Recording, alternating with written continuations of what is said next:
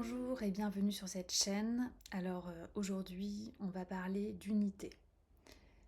L'unité, le sentiment d'unité, qu'est-ce que c'est? Et comment cet état d'unité intérieure peut nous aider sur notre chemin à gagner en paix et en harmonie avec les autres dans chacune de nos relations et vis-à-vis de nous-mêmes? C'est ce que nous allons voir. Alors vous avez peut-être déjà entendu la phrase ou lu la phrase « Tout est un, nous sommes un ». Mais qu'est-ce que ça signifie réellement? Je dirais que l'unité correspond à un certain état de conscience qui est plus large et qui englobe tout le vivant. C'est-à-dire que la conscience n'est plus uniquement centrée sur le moi-je, mais elle s'agrandit, elle s'élargit et ainsi elle veut nous permettre de prendre conscience justement de ce mouvement de vie à l'intérieur de soi et également à l'intérieur de chaque être vivant. C'est ressentir et savoir intimement au plus profond de soi, dans son cœur, dans ses cellules, que la même énergie circule et habite chaque brin d'herbe, chaque goutte de l'océan, chaque nuage et bien sûr chaque être vivant. C'est ressentir ce flux, ce mouvement et cette connexion entre tout. L'hiver qui va permettre l'éclosion du printemps, le jour qui laisse place doucement à la nuit, le fruit qui tombe de l'arbre et qui vient nourrir la terre et les insectes, etc. Ainsi, on reconnaît que la même énergie de vie, la même intelligence infinie qui est à l'œuvre dans la nature, est également à l'intérieur de nous et également à l'intérieur des autres. Au-delà de toute différence, au-delà de tout désaccord, au-delà de l'altérité. On comprend alors profondément que ce n'est pas nous contre les autres, ou les autres contre nous, mais nous et les autres. Et quand on ressent cette connexion profonde, on se sent appartenir à cette vie, à cette terre, à cette humanité. Et on comprend qu'il s'agit d'un grand tout. Depuis cette posture d'unité, on va pouvoir appréhender les relations humaines avec plus de subtilité et de compréhension et ainsi faire évoluer notre manière d'interagir avec les autres. Puisqu'on ne voit plus les choses du point de vue de l'ego, du moi-je, mais on les voit depuis notre conscience supérieure qui rassemble, qui englobe tout, qui a une vision beaucoup plus large. On va donc beaucoup moins chercher à avoir raison, on va moins nourrir d'attentes vis-à-vis des autres, et on va moins s'accrocher aux autres en espérant leur amour, leur attention, leur présence. On vit les choses avec un peu plus de distance et de légèreté. Il y a moins de débordement émotionnel et mental. On vit les interactions avec les autres et certains événements avec un peu plus d'humour. Les petites choses qui nous agaçaient profondément auparavant, on s'en amuse désormais. En fait, on distingue plus clairement ce qui est réellement important pour nous et pour les autres.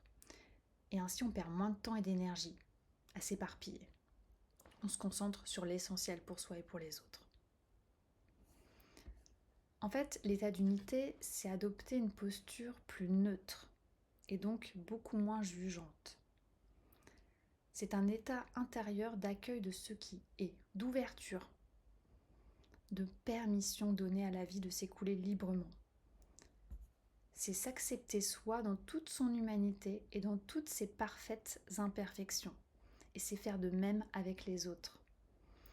C'est se donner la liberté d'être qui on est et c'est offrir aux autres la liberté d'être qui ils sont. C'est un état d'accueil qui favorise également la juste affirmation de soi.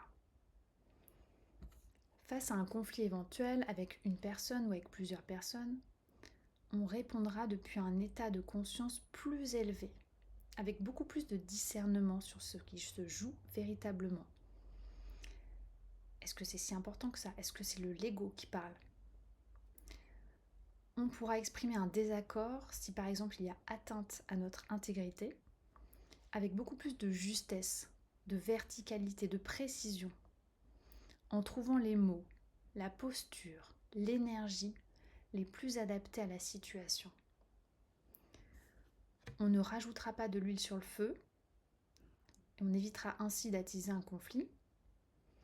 Et en même temps, si jusqu'à présent on avait eu tendance à être un peu fuyant, à s'effacer, là il faudra se positionner et prendre le risque éventuel d'avoir un rejet de la part de l'autre.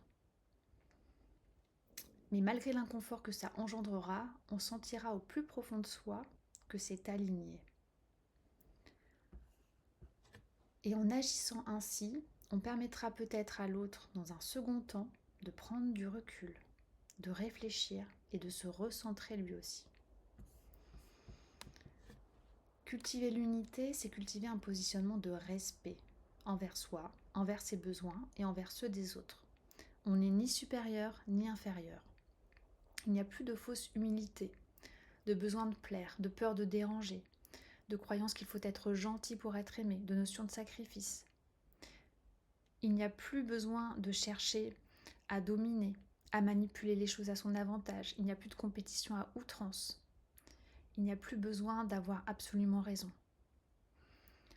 On ne cherche plus à prendre le pouvoir sur les autres et on ne remet plus son pouvoir à l'extérieur de soi. En gros, on reconnaît sa propre souveraineté intérieure et on la reconnaît en chacun. Alors oui, c'est un chemin qui n'est pas toujours confortable, qui demande de la patience, de la vigilance, de la persévérance et d'accepter de remettre en question certaines de ses croyances et de ses habitudes. Mais c'est un chemin qui nous amènera beaucoup de bénéfices et de paix. Pour cultiver ce sentiment d'unité, ouvrir sa conscience est une grande clé. Notre conscience peut s'ouvrir spontanément suite à un événement, suite à une rencontre, suite à la lecture d'un ouvrage.